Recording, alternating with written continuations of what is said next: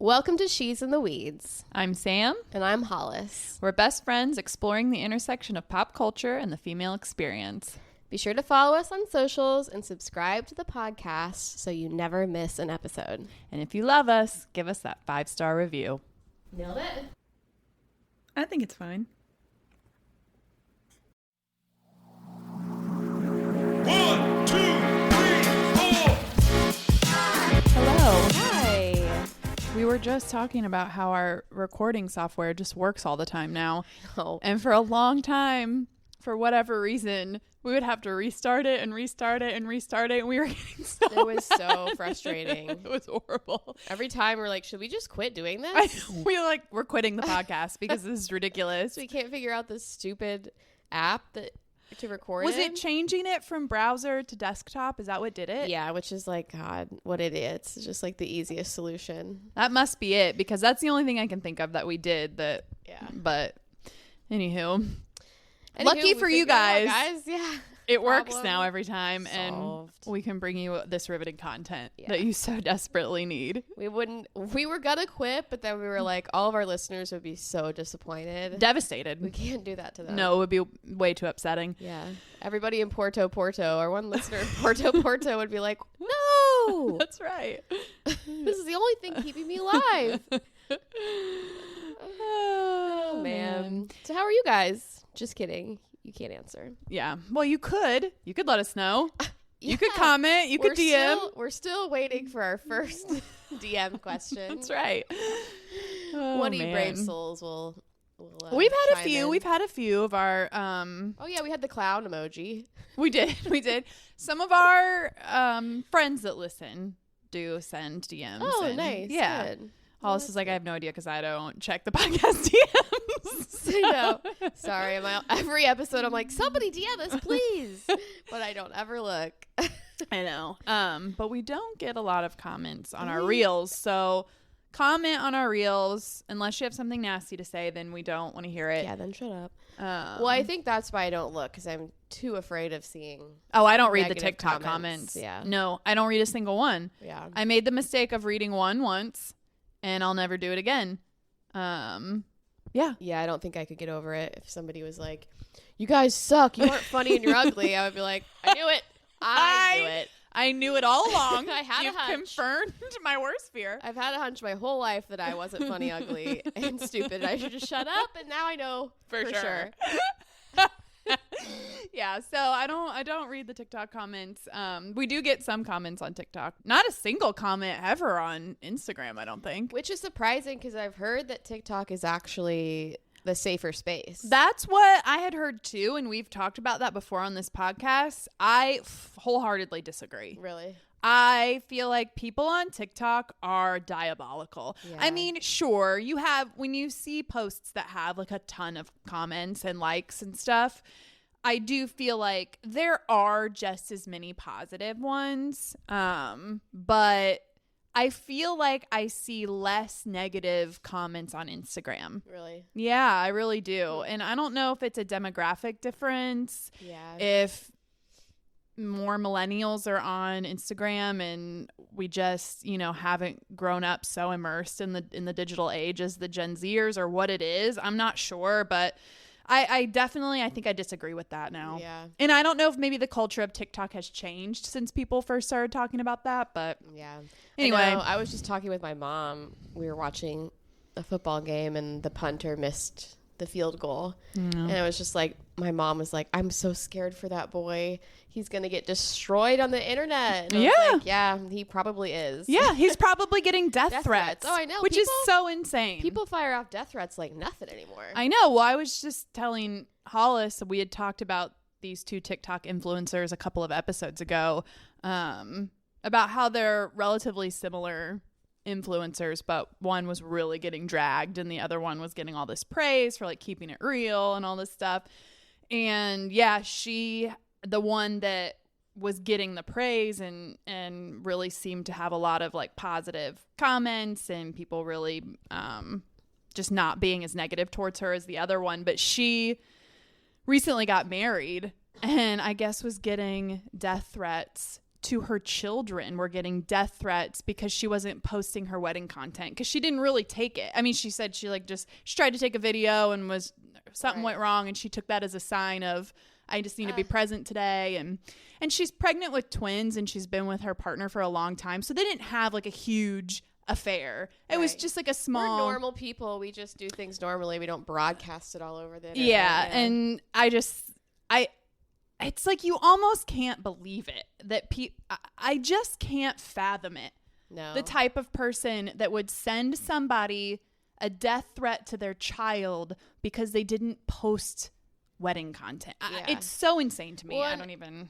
Yeah, and I feel like there's like a sense of detachment there where people who post death threats, most of them are probably obviously empty threats, but the person receiving them can't think that because now you never know. They really do turn into real reality. life situations. So like you have now that person receiving them has to take everyone seriously. Yeah. Which it's so you firing off some death threat that you're just like, oh fuck you and your kids go die. Yeah. People have to take that seriously. Yeah. Yeah. So, like, just stop. God. I know. It's so insane. It's really, really hard to understand and wrap your mind around. And it really is a sad realization that is the reality that we live in, and that there are so many people doing things like that. Yeah. It's really just. Which means it's shined a light on the darkest parts of humanity. Yeah, it really just has. How many people are out there that like cannot manage their anger or their emotions, and that they do so by, throwing hatred and vitriol to other people because they cannot manage their own absolute emotions. Strangers. Yeah. Anyway, cool. Moving on. On that note, moving on. We did have my daughter's birthday party. Yeah. Which was fun. So my oldest daughter turned 6, and on her actual birthday, we just did like a little dinner. She wanted to go to the Mexican restaurant. She likes to go to this one that they have these really cool like star lanterns. So she likes that one. And she wanted to go there and have dinner and then get ice cream. So we did that, and that was fun. And this was sort of funny. So we went to this ice cream shop after dinner, and it's like a bunch of young kids working there. It's like a walk up. Yeah. Like the old school walk up Dairy Queens kind of. And it's just like a local spot. But there was this young girl working the window that we were in line for, and there were these guys in front of us. And now listen, I'm not very good at judging age. I would guess that both the girl working and the boys in line in front of us were college age. And my daughter and I are in line behind these boys, and this girl, there's three guys and the one girl in the window. And I mean, she and the one guy, they're just yucking it up. I mean, she's ear to ear smiling. Oh, well, do you want this? Do you want that? And they're all just, I mean, the best customer service, just like wonderful, the best attitude I've ever seen. Like they're, laughing and stuff. So she gets them all their ice cream. They walk away. My daughter and I walk up to the window, and the way her face changed, she's like, what can I get for you? I was just like, oh my God. It was just so funny. Like, you probably had to see it and be there, but the way her demeanor changed, and it was just like this old bag and her kid, like, what can I get for you? I don't give a shit about you. Yeah. It was pretty funny. Wow. Certainly not Jiffy Treat behavior, that's for sure. No, I mean, we were very friendly to the old bags. We treated every customer with the utmost respect. That's right. That's hilarious. Yeah, it was pretty good. I mean, it was so obvious. Yeah. And then her demeanor stayed that way through our whole time. Yeah. So anyway. God, that would have been so hard for me to not make a joke about that. It's one of those things where it's like, God, I want to make a joke. I know. But you know it would not land. It would be horrible. It would just get awkward. I know. I really wanted to be like, how you doing? Yeah. What happened? Yeah. I'm so happy. Yeah. I'm talking to those boys. That's hilarious. Yeah, it was pretty good. That's so funny because I witnessed a young meet cute Did the other you? day at work. We had a photo shoot, and we used students in this photo shoot, and there were 2 students that were like paired together in these photos, and they were like talking and chatting and like being super cute, and like they were chatting the whole time, even when we weren't taking photos. And I was talking to my coworker, I was like, I think this might be a meet cute. She's like, I know. Oh my gosh. And then by the end, she came up to me and she was like, they exchanged numbers. We were like, yes. Like, this could be it for them. It could be the loves of their lives. One of these photos could be on their mantle, like, for the rest of their life. Heck yeah. You know? So, anyways, it was really fun. I was like, yes. Yeah. This. Observing human behavior in the wild is it's the best. Quite entertaining. Especially young people that age, too. Yeah. Because you're like, yeah, I'm sure I remember. I acted that way. But I remember. It seems so... This one was very sweet. Yeah. But then, like, that, we're just like, I'm sure I acted that way, but it seems so silly. Oh, I know. And I'm sure I did the same thing the ice cream girl did, where she was, like, yucking it up and then just like, what can I get for you? Like, I hate it here. I'm going to make it very clear that I don't want to be here. I know. And then when you think back to, like, that, it's like, I'm sure we were, but it's like, you're being so obvious. Yeah. Yeah. Yeah. And I'm sure we were. Right. I mean, that's the point. I know, because it makes me feel old when I receive service from a young person and they're like, hi, just like they're very, like, happy and mature. You could tell. And I'm like, see, now that's how young people should be these days. Exactly. It's so refreshing. Yeah. I'm like, God, how old are you? Jesus. Yeah, I know. So we also had her birthday party at the Urban Air, which we talked about on. Oh, yeah. How did that go? So it was fantastic. Oh, nice. I am telling you what, guys, if you have young kids and now it was not cheap, you know, it is what it is. It's not for everyone. But honestly, I feel like it didn't cost me more than what it would have to throw a party at my house. Yeah. Oh, well, in terms of like feeding everyone, decorations, all of that. And I didn't have to lift a finger. Yeah, worth it. Yeah, it was great. They really do a nice job. I mean, you do get some nice perks. They give you a little coupon for your next visit is free. Oh. They give everybody, all of your guests, these little peel-off coupons where you get discounts for the next time you come in. They made this, like, nice birthday banner for her. They get a free T-shirt. It comes with a couple pizzas, so you can feed. A lot of stuff, actually. Yeah, I mean, it was really nice. They make them feel special. You have your own little, special table and server person who checks on you and then does your little announcements and stuff. So fun. I definitely recommend it. And I know I was talking about on here how I was worried about, like, how it was gonna work in terms of, like, paying for it and how I was gonna communicate that. And you, as the party host, you do just pay for it. Like, it's set up that way. Yeah. So the party includes 10 kids, and then it's like so much per head after 10. And so, yeah, I mean, I just put on the invitation, like, admission and socks included, food, drinks, no gifts. Nice. So it was pretty easy. And yeah, they had a great time. Nice. Yeah. No, like, injuries or no one got hurt. Very few tears. Hey, that's good. I mean, there's great. Always going to be some tears. Yeah, there's always, one or two little incidences. But yeah, I highly recommend it. If anyone is considering a birthday party at Urban Air and you're willing to spend the money, willing and able to spend the money, I say, I mean, I was 10 out of 10. Trying to figure out what to do for your 40th. So no, if we weren't, if I didn't have a neuroma, I'd be on board. So we're going to Mexico for my 40th. Yeah. Oh, that's right. I didn't mean your 40th. I meant this one. Oh, the 30. Yeah. Don't. So I'm not aging you. Don't age me. I'm not 40 yet. Okay. Well, Mexico Urban Air. I don't know. It's a tough one. Yeah. We'll keep that in mind. Well, that's good. I'm glad she had a good time. Yeah, it was great. It was really fun. Yes. So, yeah. What have you been up to? Oh, man. What have I been up to? I've been working a little bit, like, outside of my job. A little freelancing? Do a little freelancing. Yeah. A friend of mine who's an artist hired me to do the branding for his art market that he opened up in town, the Fell Art Market, which is attached to the Fell Gallery. So that was fun. So I got to do, like, his logo design and then his window painting of his logo, his business cards, the whole shebang. And he opened this beautiful store. It's all very curated artists that he knows who make really great work, selling their original pieces. You can purchase some of my things there, my cards and prints, my posters. So, yeah, I'm excited about it. It's nice. fun. I was like, see, I wish Bloomington was big enough to,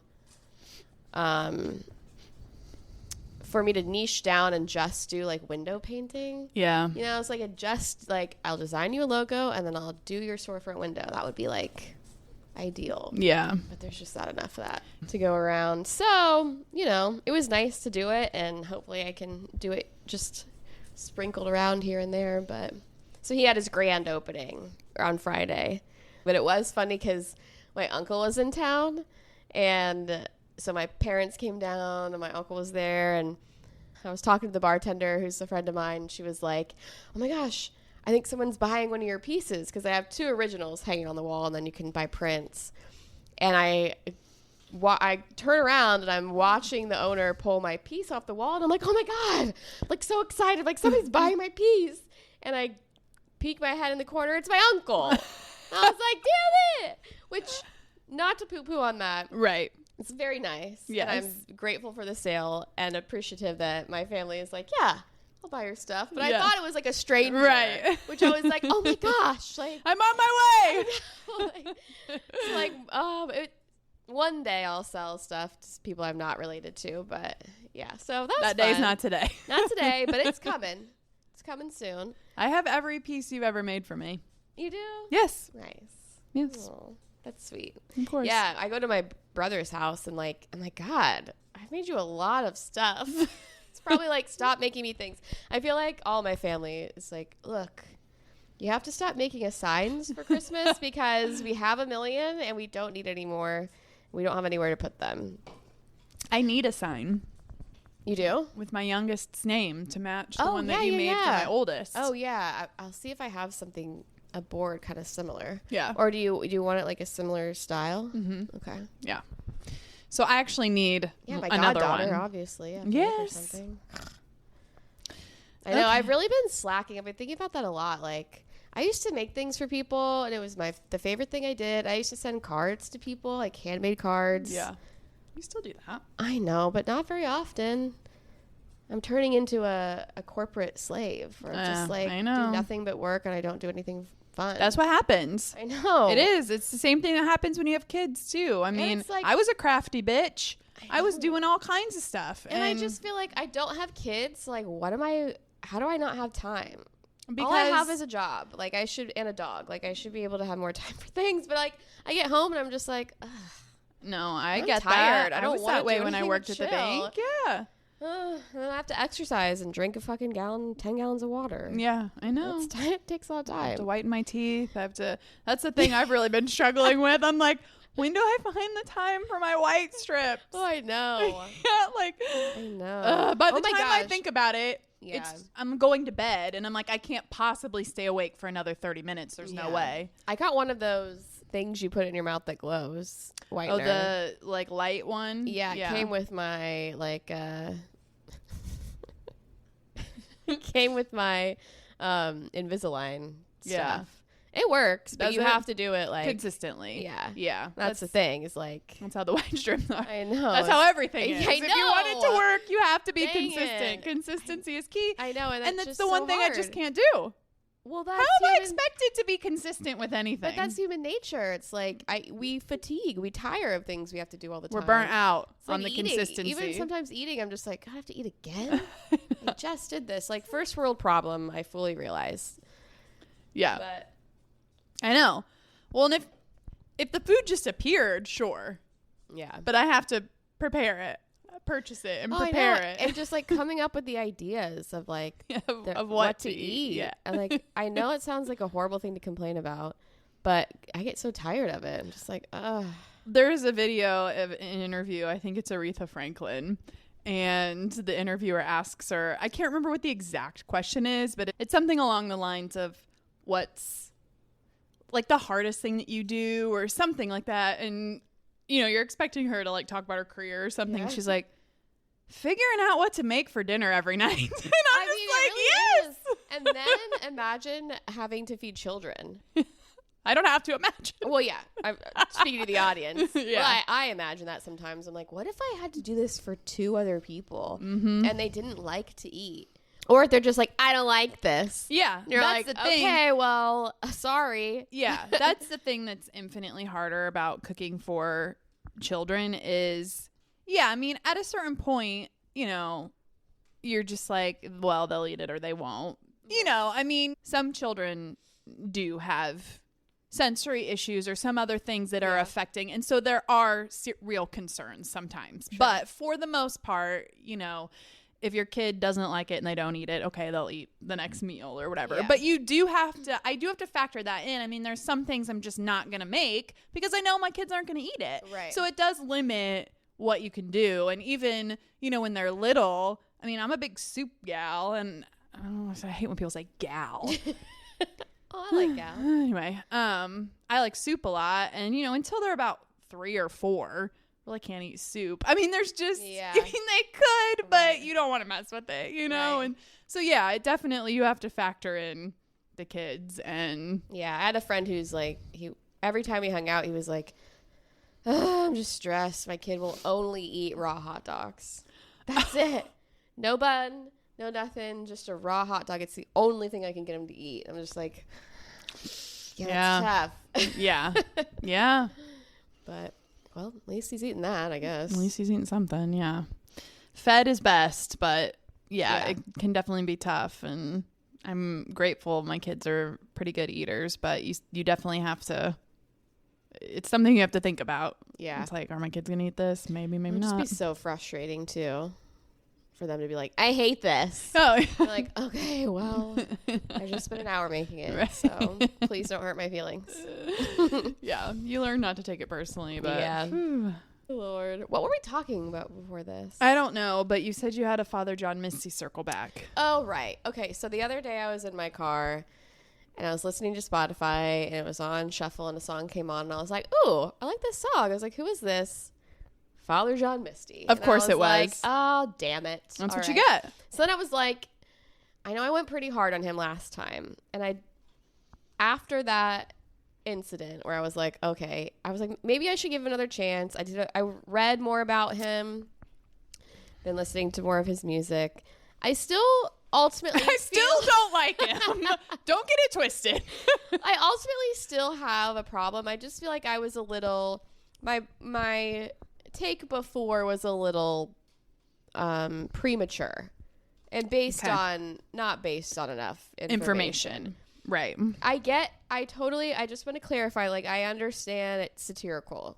The Father John Misty is, you know, a character. Right.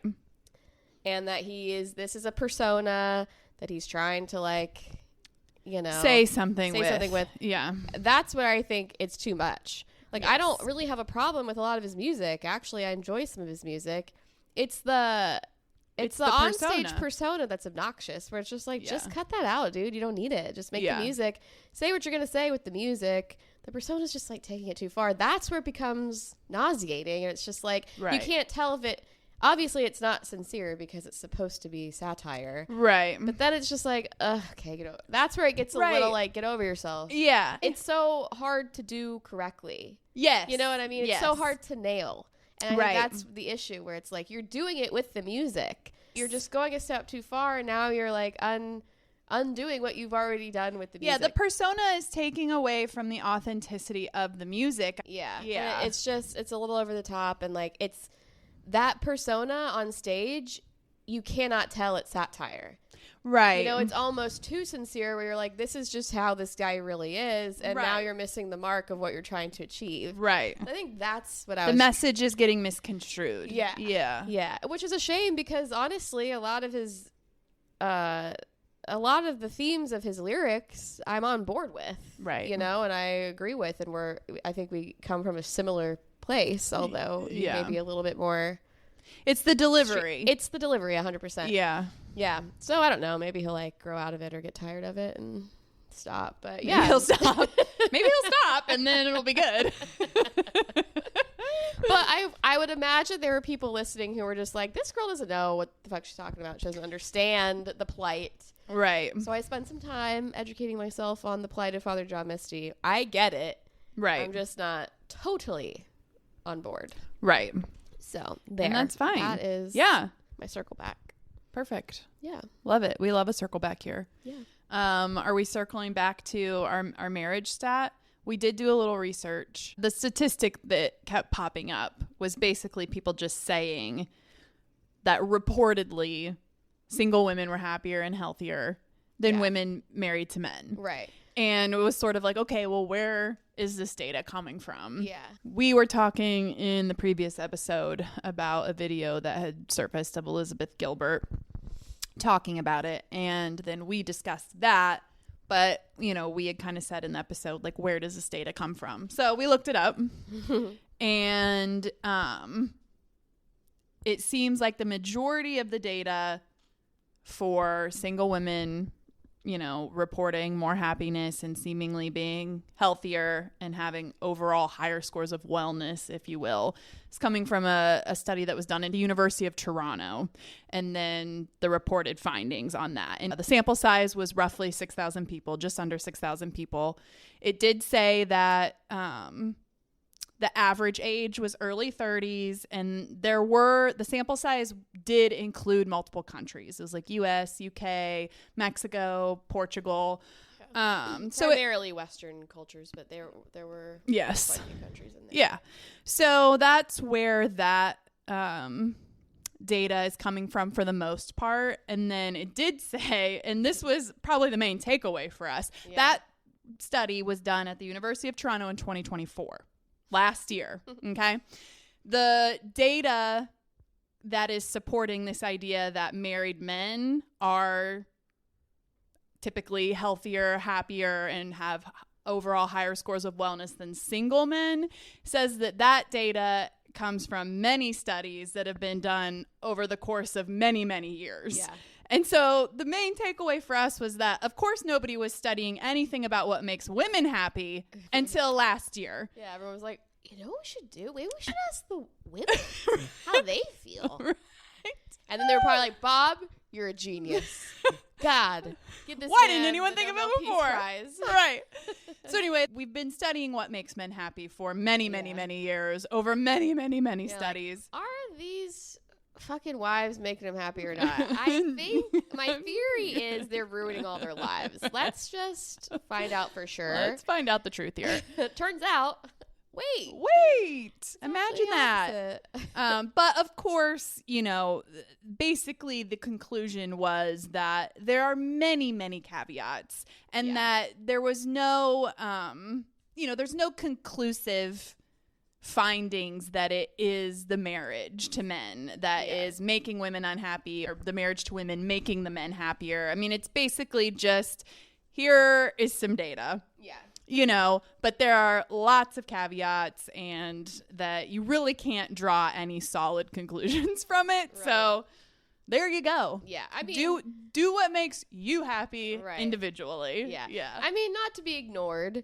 No. Too, that like these average numbers are, you know, very interesting. Yes. And like it says something. Yeah. It doesn't say nothing. Yeah. But you can't take it as marriage an absolute. Yeah, marriage will either destroy or improve your life. Right. Generally. Yeah, draw that conclusion. Right.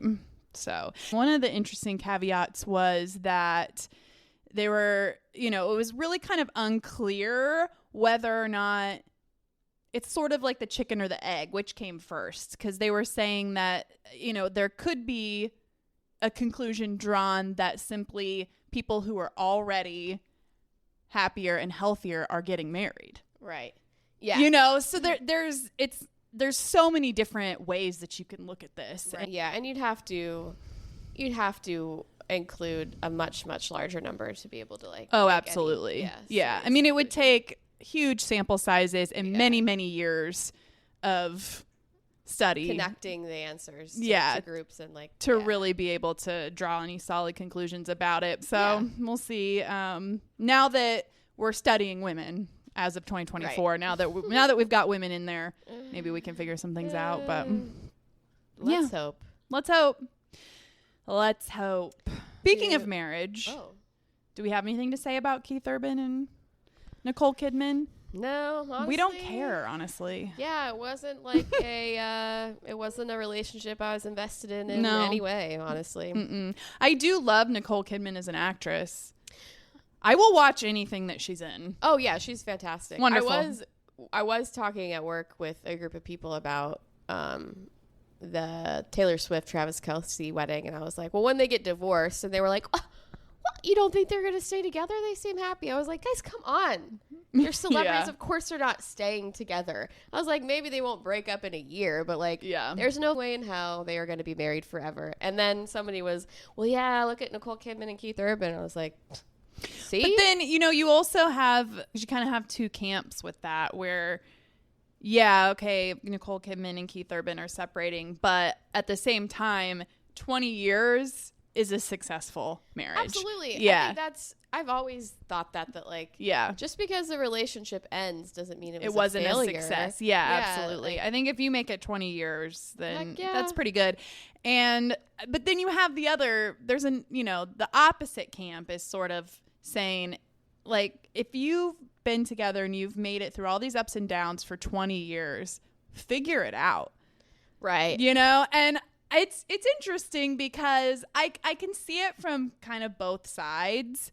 But at the end of the day, if it's over, it's over. You know, but I guess, and I didn't know this when I first heard the news, I guess she didn't want to get divorced, or she didn't want to separate. Oh. So the word on the street is she didn't want to separate. He did.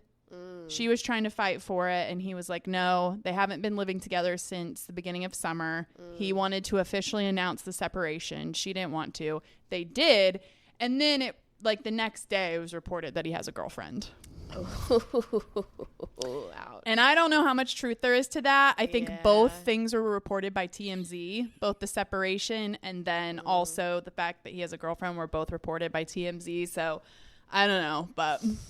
Yeah, I know. Well, see, I was going to make the point too about the difference between like celebrity and, for the lack of a better word, like normal relationships, and the whole like sticking it out, just being like, hey, we've been together for this long. Why are we going to stop now? It's because I think a lot of it does have to do with socioeconomics and access to other people, like, the reason normal people stick it out is because it's like, well, what am I going to do? We're going to get divorced now, and then I'm going to be alone. We have to split all of our assets, and that's a pain in the ass. Alone forever. It's going to be expensive. I don't have the means. I don't. Right. Whereas celebrities are like, they could go meet another person so much easier because they have connections to people. They have plenty of money. Yeah. They're like, they can see another chapter of life much easier than the average person who's like, what am I going to do?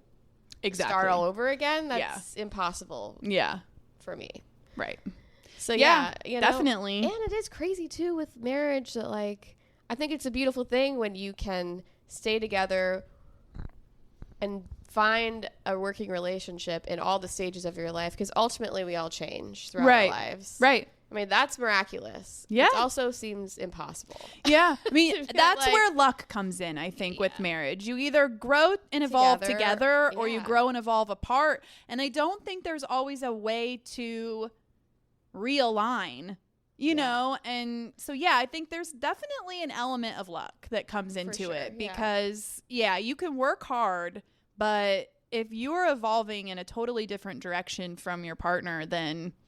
that's going to be there's only so much work that can be done. Yeah. And the expectation that, like, this other person is just supposed to love you unconditionally, no matter what, even if you're a completely different person, that's also unfair. I just don't understand how you can expect that out of somebody. Romantic love is conditional. 100%. No. You don't love your partner unconditionally. You don't. The only people you love unconditionally are your children and possibly a parent or a sibling. Yeah. And even then, it goes pretty far, but it's still, there are some conditions, I would imagine. Yeah.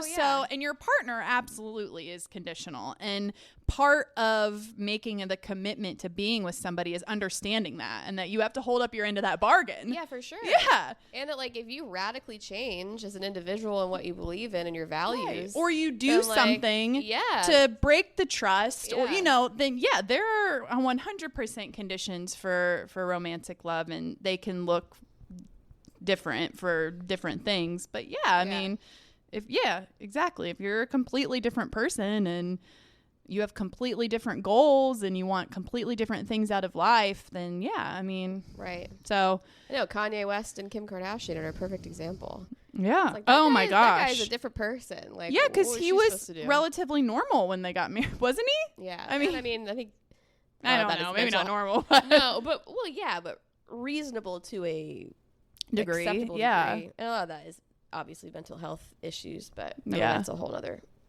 can of worms. Right. But yeah, that being said, I did not care about the Nicole No. Urban. Wait. Nicole Kidman Urban. Keith Urban. Well, anyways, I heard Taylor Swift's album not great. Internet is not loving it. Yeah, Swifties don't come for us. I have not heard it. This is like the first time that Swifties are like, I mean, they're not. I mean, I don't think they've reversed, but even Swifties are like, this isn't it. Yeah. Which is like, ooh, end of an era. Well, and the only thing I've really heard is that that the songs seem to center kind of around a lot of her celebrity beef. Yeah, which is and also that like, that some of them were maybe a little more racy than what her fan base is typically used to, which racy. I wouldn't know, but racy in like a very strange way too, where it's also just like you're 35 and you're talking about like stuff that 15-year-olds talk about, or like describing sex in a way that's just like, wait, what? Yeah. Is this your first experience? And like, are you 20 years old? I feel like I've heard that she hasn't like evolved in the way that most people thought she would have evolved. And she continues to talk about celebrity beef like she doesn't care, but obviously she does. Well, obviously she does. I mean, it's pretty petty to keep making music about it. I'm just regurgitating what I've been seeing on the internet. So am I. I haven't listened to a single song. And I also don't really have a stake in the game. I'm not a Swiftie. I'm not a hater. A snake in the game? What did you say? What did I say? Did you say a snake in the game? I meant to say... You struggle with this saying. It's skin in the game. Skin in the game. Dog in the fight. I think... Skin in the game. I think Did you say steak? I think I said steak in the game. Okay. Yeah. Which still not great, but I don't have any steak in this. Yes. Or any skin in the game. Yes. I was complaining too. I don't have a steak in the game. I don't have a dog in this game, so I really suck at saying this. Dang it. I don't have any skin in this game. Skin in the game. Yeah. Because I'm not a Swiftie, but I'm also not a hater. I enjoy some I'm not a hater either. I enjoy some of her songs. Me too. I don't think she is I just don't know enough about her. I don't think she's the lyrical genius that everyone makes her out to be. But that's just because I don't relate as much. But that is no hate. You know? Yeah. I think she's a great songwriter. Obviously she is. Yeah, I mean, she's gotten this far. I enjoy a lot of her music, but I'm just not like a diehard. Well, that's too bad because I really love the title of the album. Oh yeah, yeah. It's great. And when I was reading about like the premise of it, I was like, oh, this is gonna be good. Yeah. I thought it was mostly gonna be like about how celebrity affects her life. Yeah. And like growing up. Yes. But that doesn't seem to be the reaction, I guess, from a lot of people. Yeah, or seem to be what the album is actually about. Yeah. Yeah. So, oh well. It'll be interesting to see how she feels about that song about Travis when they do get divorced. It'll be well, everybody was like, yeah, the breakup album with Travis is going to be fire. So maybe that'll come sooner than later. Who knows? Who knows? Maybe we'll listen to the album and get back to you. Yeah, maybe. Maybe we'll actually listen to it and form an opinion about it, but probably not. And who knows? Maybe they're in it for the long haul.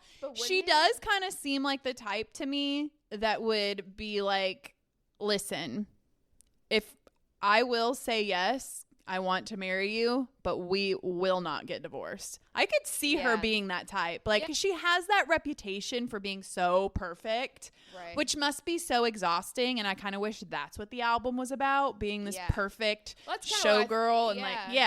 Oh, well. But and that being said, I also like her as a person. She seems very, like, a very cool, good person. Yeah, I think so, too. Which makes me scared for her that, like, because, you know, I think the only celebrity we haven't seen this with yet is Beyonce, is the teardown. Because we tend to do that with celebrities. Yes. We build them up, we love them, and then we can't wait to just be like, we knew you sucked. Exactly. You're over. Yes. And I worry for her that that's coming. Yeah, I know. Because that would be, Yeah, would be tough. I know. And you're right. I mean, I can't really think of anything with Beyonce. But she's like the other celebrity we have. The other untouchable. Yeah.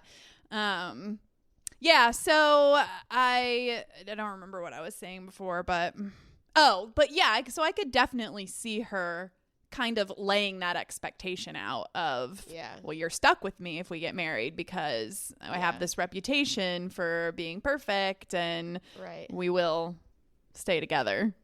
Yeah. He also strikes me as like a dude who, like a regular guy who just became famous, who would be like, yeah, we're getting married and that's right. Just what you do. You're the one. Yeah. Anyway. So we'll see. I'm sure we'll all be informed as things move along. Surely. All right. Reality check? Yes. Okay. So Orange County is just kind of boring. Yeah. I mean, the last 2 episodes that you haven't seen, it's got a little spicy, but it's also like, it's just the same stuff. Yeah. It's Tamara's a nightmare and everybody hates her and she's trying to change, but obviously she can't. But she can't. She's not. Gretchen did come with a stellar new ridiculous outfit. Can I please explain it to you? Yes. So she brings everybody to the gun range. Of course she does. Because I guess she had a restraining order against somebody. So she was like, we all need to learn self-defense. Okay. Great. So they go to the gun range and this bitch literally... every housewife who walked in, because I think you could tell she was like, I look fucking great. Okay, pull up the outfit. Can I just... Yes. It's a costume. Of course it is. It's a Lara Croft costume, basically. But I don't think you're very familiar with the Lara Croft attire. I had one pair of shorts. Her Lara Croft Tomb Raider shorts. And again, it was the same scenario where like I thought the shorts were cool, or at least fine. She didn't realize she was raiding tombs on the side. She got this ridiculous getup, and every housewife who walked in was just like, "What the fuck?" To the point where then she had to be like, "Explain it." It's my Lara Croft. I was just like going crazy. It was just like, "Bitch, you thought you were really serving a look." Okay, Gretchen. I do love a themed look, though. But it was just like not a theme. Like she thought it was a theme, and it wasn't. I can't wait to see it now. And that's an actual Lara Croft costume. Here we go. Are you kidding me? Look at the hair. And then she has a gun. It's like a Xena braid. She has a waistband on with a gun on her hip. Like it's literally a Lara Croft outfit. It was just like... Yeah, it's pretty ridiculous. Everyone else was just wearing like workout clothes, which is appropriate. And it, you could tell she was just like, yes, this is the look. It was just like, you look so silly. Yeah, that's very extreme. Yeah. She's just so wacky. I mean, the outfits are just... She must be her own stylist. Yeah, so that look was crazy. So that was pretty entertaining. But it's just like... Then they had a huge blow up at the... Of course. Yeah, but it was the same thing. It was just Tamara explosions. It's like, yeah. You get it. Like, well, you guys are never going to recover this friendship. No. And, I got kind of bored with the whole, like, Katie storyline. But it is interesting. I feel like it's a little bit unprecedented that a housewife just disappears mid-season. Yeah, I thought it was really strange. I thought there was going to be more... about her leaving or like the consideration of her leaving or a discussion after, but no, she was just poof, she's just gone. And I mean, she says in that episode before she disappears, this may be the last time anyone sees me. And it was just such a strange, almost like ominous moment. And then she really is just gone. I wonder if she's going to be on the reunion. Surely. I feel like they have to. Reunion. Yeah. And I know, and I wonder if she was pissed, if she was like, surely there's contractual things where she had broke some kind of rule where they were, allowed to kick her off. But she'd be like, because they never let other housewives dictate that stuff. No, I mean, I'm sure there have been moments where certain housewives have more leverage than others in terms of, I'm not filming with this person. But for the most part, Bravo production has always been very clear that the women don't dictate any of that. Yeah. So it is interesting because, I wonder what it was. Like, what part of the contract was violated? If for whatever reason, Bravo did just kind of let the women push her out. I mean, I don't know. If all of them were just like, no, or not filming with her. Yeah. If they were like, all right, well. I know. Or if she decided to leave. Yeah, I suppose that's possible too. Yeah. So because it would have been pretty miserable also. I Yeah. imagine, like, well, trying to film. hopefully we'll get some kind of answer on the reunion because Yeah. I would like to know. Yeah, same. So I don't know. I know I am a couple of episodes behind, but I did love that the lie detector test did force Heather to admit she'd rather be on Beverly Hills, which was just hilarious. She was like, sorry, guys, it's closer. It's closer. And they're all like, bitch, get out of here. Sorry, guys, I'm richer. I'm better than you. Yeah. Sorry. Oh, man. But, okay, so OC is kind of boring, but Salt Lake. Salt Lake's popping off. I mean, 4 episodes in, and it is great. And I really do think Salt Lake's one of the funnier franchises. Oh, my gosh. So many characters. Lisa Yes. Barlow. The characters are charactering. Lisa Barlow is unhinged. But you know what's funny?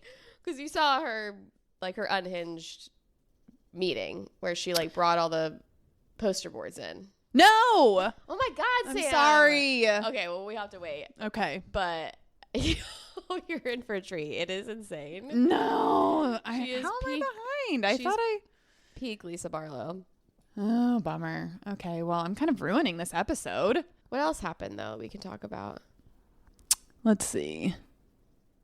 Oh, well, I did find this to be, you know, we've talked so much about, are these shows worth our time? Should we really, you know, like, Oh, yeah. and how this, you know, the whole idea of, like, you know, we are giving women a platform to talk about things and issues that pertain to being a woman, which is also like part of what our podcast is about, which is part of the reason why we talk about them and why we like to watch them.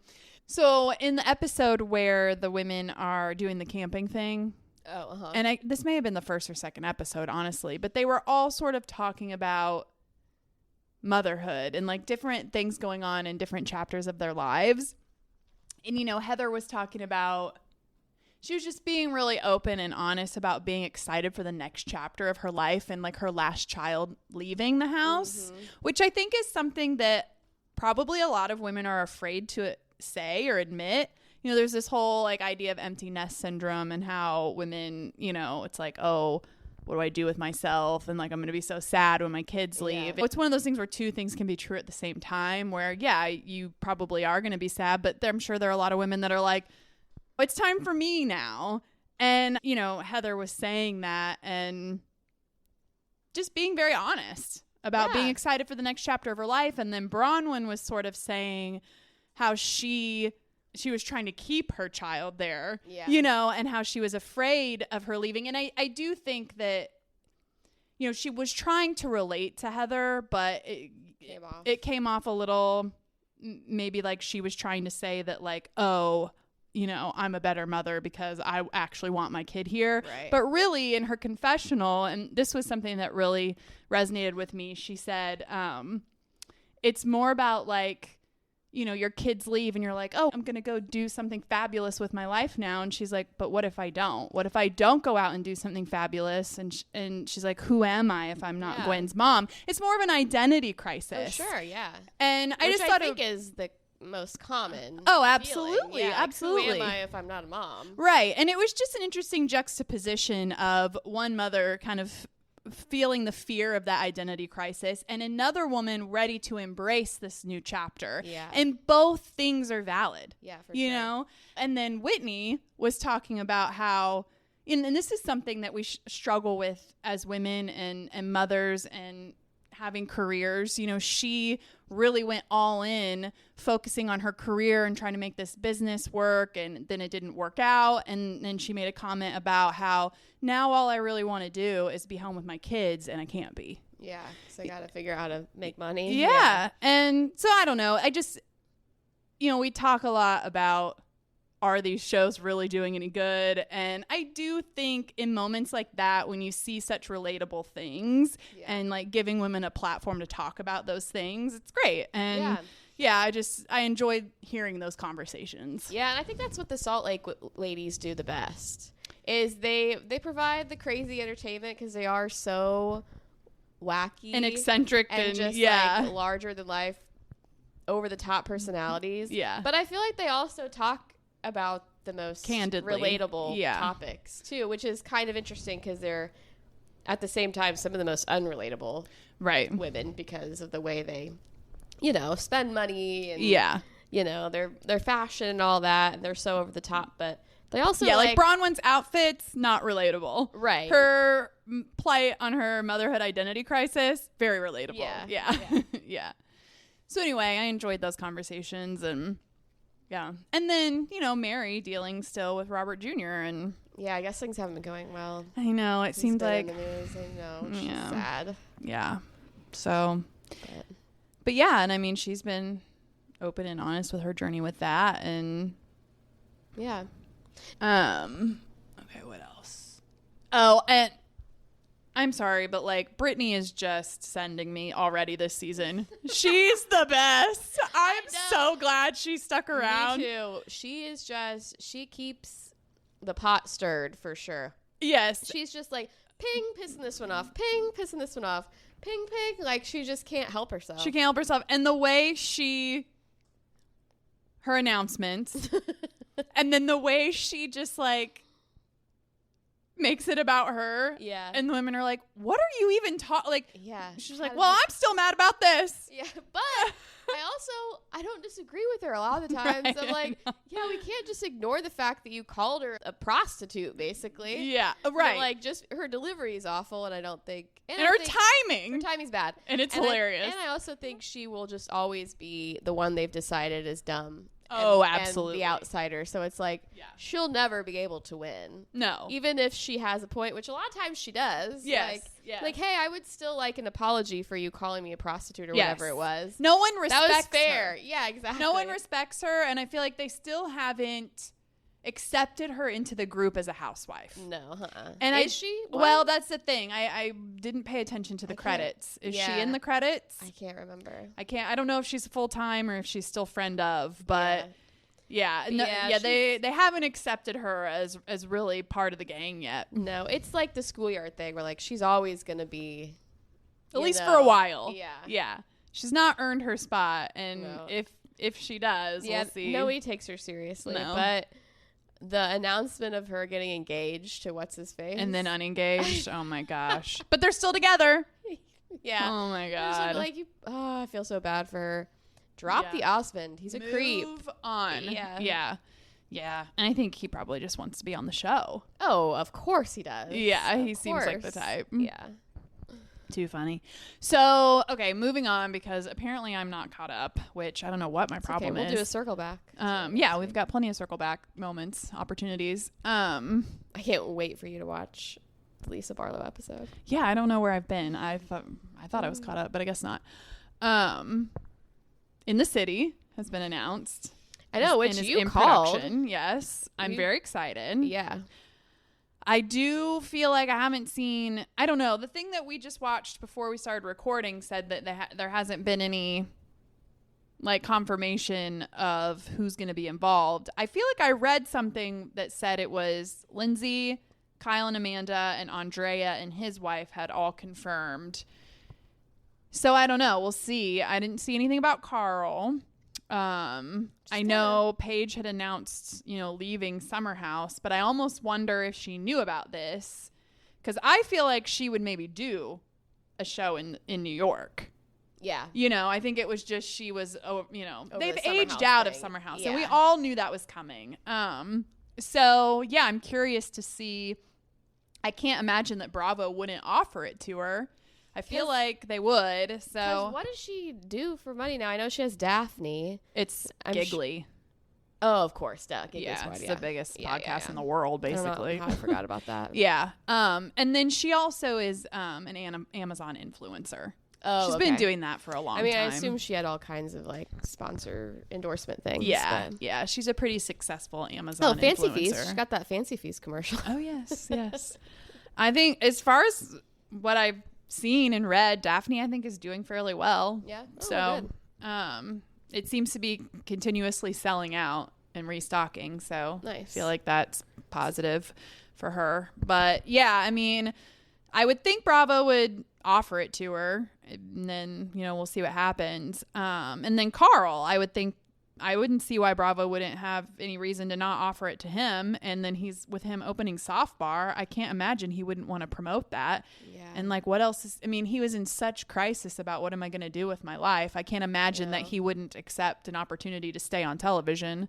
You'd think, but I also feel like Carl's kind of like, I need to take care of my mental health. Yeah. And like, maybe he was just like, hey, a reality show of any kind just like isn't healthy for me, even if it's a great opportunity to promote, which I mean, not many people make that decision. No, they don't. And you know, if we're being totally honest, this is not going to draw an audience that is new to them. You know, maybe eventually it might, but for the most part, it's going to be everybody people knows about Soft Bar. Yeah, it's going to be people who watch Summer House, and so. Yeah, I don't know. It'll be interesting. Oh, the other funny thing I saw in reality news is that Brittany Cartwright quit Special Forces after one day. I was like, oh, no. I mean, the headline I saw was really sad. It was, I mean, which is totally headline-y, bullshitty, but it was like, Brittany Cartwright quits after first day after Jax Taylor told her she could never do it. Or yeah. Just like, what? Probably totally made up, but also who knows? Yeah.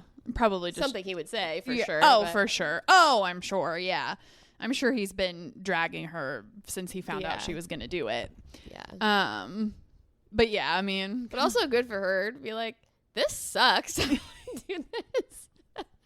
Yeah, I didn't read the article to see like what the details were. I haven't either, so I don't know if that's why she quit. I don't either. From the outside, the optics look like she was like, "This is too hard. Yeah, I don't do this." She's like, "Good for you, sister. If that's the reason." So it's not a show that I watch. It's not a show that I plan on watching. So I don't know, but yeah, any more of the game shows like The Traders. I like The Traders, but when they do the games, I tune out because I'm just like, this is the boring part. I just want to watch them scheme. Yeah. And interact. I've never been into the competition ones. Yeah. I used to love Real World. The Challenge. I never watched that. But I don't know if I would love it. I never really watched Road Rules, to be honest, either. Yeah. I definitely did back in the day, but I feel like it wasn't on as long. Yeah. It wasn't on nearly as long as Real World. Yeah, I never have been into the competition ones or the dating ones much. Yeah. I remember watching like the old MTV, like Singled Out and Blind Date, you know, kind of the pioneers. But I don't watch The Bachelor. I don't watch any of these like Perfect Match or Love is Blind. None of it. Love Island. None of it. Yeah. I don't know. I really like the docu-series format. Yeah, same. So anyway, yeah, I'm sure she'll talk about it on her podcast when she can, and maybe I'll listen. Yeah. There you go. Okay. Spoiler alert: if you haven't watched the Project Runway finale, sorry, it's been over for a while. Yeah, I was okay. Fine. Yeah, I don't know. I didn't think there was a clear winner for any of them. Yeah, I didn't think any of them were like. I guess I didn't love VJ's collection, but I wasn't like, oh, she shouldn't have won. They should have gotten it. There wasn't like another contender where I was like, they were robbed. I think I really liked Ethan's. I feel like the first look he sent down the runway, I hated. Yeah. And I was like, oh God. And then I really liked the rest of his collection. And yeah. But I thought their critique was spot on. It was like, all individual showstopper pieces. It wasn't a cohesive collection. You know what I mean? It was just a collection of stunners, which I don't think necessarily is a collection, really. Yeah. I mean, that's always a critique, that the collections aren't cohesive or whatever it is. And I mean, they talked a lot about his being too much Utica, like a little too costumey, maybe. Yeah. I really didn't like Jesus's. I didn't either. I liked his first look. That jumpsuit was fabulous. And then the rest of them, I thought were a little tacky. Me I was too. surprised because, you know, when they do like the interview commentary of people who were at the show, he got the most positive acclaim. feedback. Yeah, I think like so everybody too. at the show were like, oh, I loved Jesus's. And I was like, really? The one with the matte silver? Yeah, I didn't care for that. It looked like tinfoil. I know. I didn't love it. I didn't think that was a good choice. I thought it was all too much of just that pink and silver. I was surprised because I've thought he was a shoo-in kind of. I know, I kind of did too. Consistently made the best work throughout the season. Me too. I thought him and Ethan both did. Yeah, Ethan has been great. Yeah, I was really surprised that VJ took it home. And she had a couple of looks that I did really like. I honestly didn't. That chainmail dress. I love the chainmail dress. I mean, it was pretty.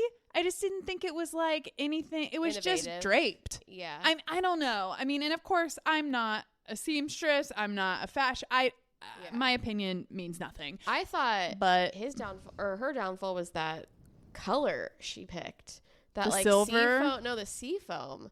I was like, that does not look good on the runway. It's so dull. I don't remember there. It was like a seafoamy kind of green. Okay. Which she used like multiple times. Okay. I just remember the silver. I don't know. Yeah, I don't know. I think of the three, I liked Ethan's the most. I think he made a bad decision sending that first one down first. I think it was the worst one. And like, it was the most costumey one. Yeah. You know, I mean, he had that really great dress that was a showstopper piece, but that was more couture. It wasn't a costumey look. I don't feel like that first one was so costumey, and it was very like Xena the Warrior Princess kind of. Yeah, and it was a little too drag.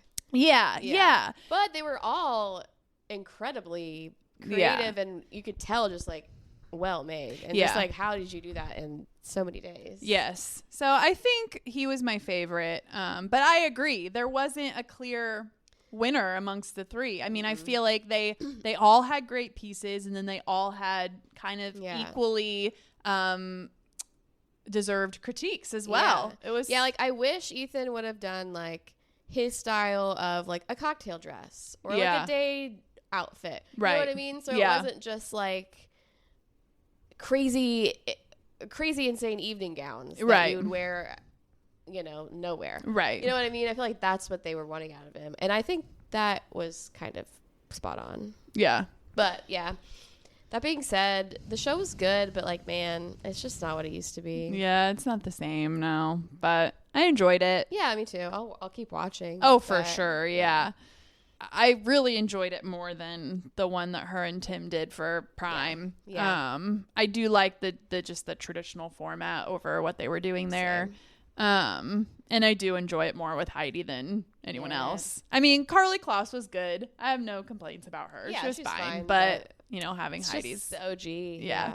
It was funny that they had well, I don't know why I say funny, but Tyra being a guest judge. Oh yeah. Yeah, I just feel like since the whole like top model era, she's kind of fallen from grace in terms of like her treatment of people. Yeah, because it didn't age well. It did not age well at all. So I was a little surprised to see her there. And her show, her talk show. Yeah. They did some psychotic things on that show too. Yeah. Yeah.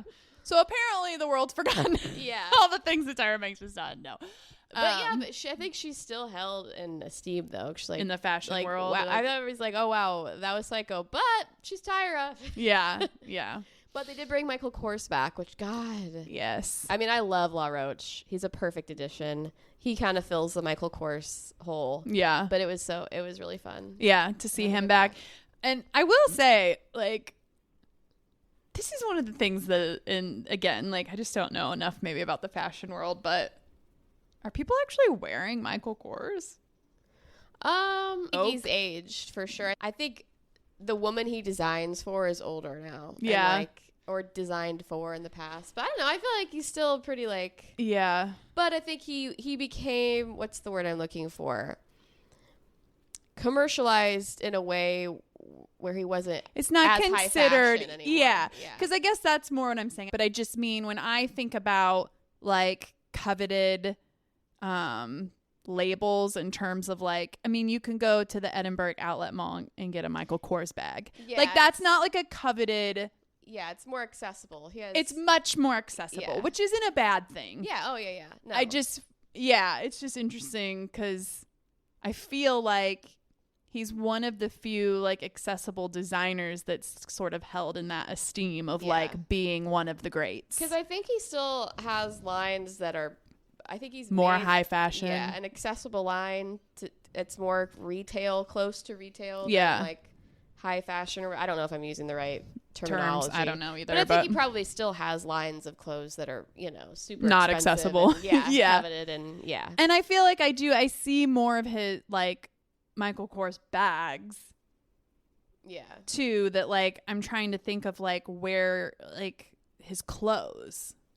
You know what I mean? Right. I guess I'm not really seeing those as on an accessible level as I see the bags. Yeah, and belts, just that emblem, sunglasses, put on everything. Yeah, maybe it's just like his accessories that. Yeah. Because you can go into TJ Maxx and find Michael Kors belts, bags, but I don't see clothes. You know what I mean?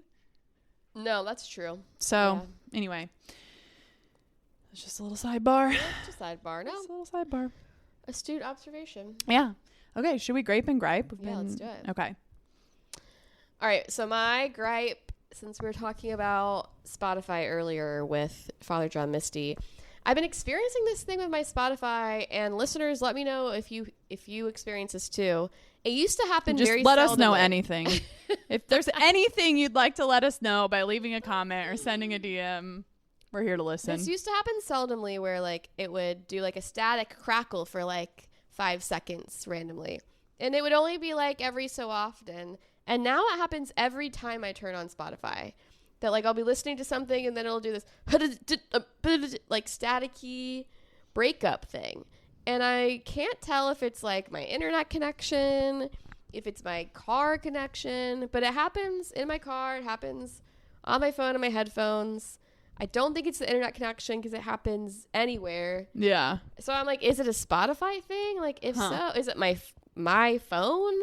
But it's really annoying. It drives me insane. And it's just when you first open it? No, it'll happen like at any point. But now it's happening like all the time. Like multiple times during a solid streaming session? Or? It really only happened like once, but I mean, I don't listen anymore for more than an hour or two at a time. So potentially it could, but yeah, but I hate that sound. Like a static sound. Yeah. And like if you're really, the bridge is about to drop and then it's static, so I'm just like, no! It's always at the worst time. Yeah. Yeah. Drives me nuts. So well, anyways, you should be writing a strongly worded letter to Spotify. I know. I guess I have to be like, is this a thing? Like, excuse me, I'm a creator. Don't I get like special Spotify treatment? Yeah. So if it is Spotify, get it together. Well, it doesn't happen to me. Well, I wonder what it is then. Maybe well, listeners, do let us know then, please. Yeah. One of our 11 listeners, let us know. My gripe is going to, here's the thing. Stop telling people it could be worse. Unless you're so rude. Unless you're trying to be funny, you can, there's a time and place for a funny, like, could always be worse. We always know it could always be worse. Obviously. But no one has ever felt better from somebody saying it could be worse. Similarly to the fact that no one has ever actually calmed down by telling someone to calm down. So just stop telling people things could be worse. I mean, you might as well be telling them to suck it up. That's basically what you're saying. Yeah. Complaining could always be worse. Yeah. Yeah. True. That's good. Yeah. That's like a sunset truther. Those are the same people. They are. They are in the middle Absolutely. of the Venn diagram, for sure. Absolutely. There's much overlap there, for sure. And if you aren't sure what a sunset truther is, listen to that episode. Listen to episode 3, Sunset Truthers. It's a good one. It's a long one, but a goodie. A longie, but a goodie. My grape goes out to, when I go to work every morning, I drive through this neighborhood and I often see this adorable family. And I just want to preface this by saying I am being 100% sincere when I say this. I'm not making fun of this person in the slightest. I don't know if it's a mother or grandmother, but the woman is on an electronic wheelchair and she has 2 little boys that she's getting to the bus stop. And it is so sweet because the boys are this perfect age where the little boy sits on her lap and then the older boy, who's maybe only a year older, stands on the back. And she like drives them to the bus stop, and it's so sweet and endearing because you can tell that like those boys are just at the perfect age where they're like, yes, this is fun. Yeah. We're going to do this. Yeah. You know, they're not And she's holding on to every moment Yeah. until they don't want to do it anymore. Right. And yeah. it's just so sweet. And they're all smiling. And, like, I don't know. It just, like, makes my morning every morning. I'm like, oh, what a happy family. And then you're just like, yeah, got you. Taking you to the bus stop. It's just something about it that, like, really pulls at my heartstrings. And it's not like, I don't want to think guys, I'm, like, we have feelings. It's I don't want it to sound like I'm pitying this person No, or right. anything. It's just like a very sweet Yes. moment of a family just like doing what A family does in the morning. Yeah. Yeah. That is sweet. Like, I don't have children, but I would imagine as a mom or a grandmother that's like, you know, those moments are fleeting. Absolutely. Where you it's do. like they're not going to do this forever. Exactly. Yeah. Yeah. Yeah. That is sweet. Yeah. Okay. My grape is going to the battery life of a new phone. There's just nothing better. And I don't have a new phone, so I'm not currently experiencing that battery life. But I was just thinking back. I was just reminiscing of the days recently when I got a new phone and the battery lasted for days on end, and it's fabulous. And there really just is nothing better. It's so carefree. Yeah. You're so carefree when your phone battery lasts for 4 days. I could go for days without even think about I plugging know. this bitch in. So It's very similar to the mother with her kids. It's a fleeting moment. It's a fleeting time that you know isn't going to last. that's right, and you forever. have to cherish it while you're in it. You really So for everyone out there with small children who are still sitting on your lap and people with new phones that still have a 4-day battery life, appreciate it Don't before take it it's for gone. granted. Do not take it for granted. Just, you know, sit with your phone for a second. Tell it how much you love it and care for it, and you appreciate it being fully charged. Really let it know, you know? Because one day, One day you won't have it anymore. it's going to die on you. And you're going to wish you had told it how much you appreciated it. while you had it. Oh, man. All right. All right. Well, Whoa, good app. good one. When we do say so ourselves. Not bad, this one. 5 stars, guys. 5 stars. I know you all. Leave us a enjoyed it, review. too. Leave us that 5-star review. All right. All right. We'll talk to you later. Bye.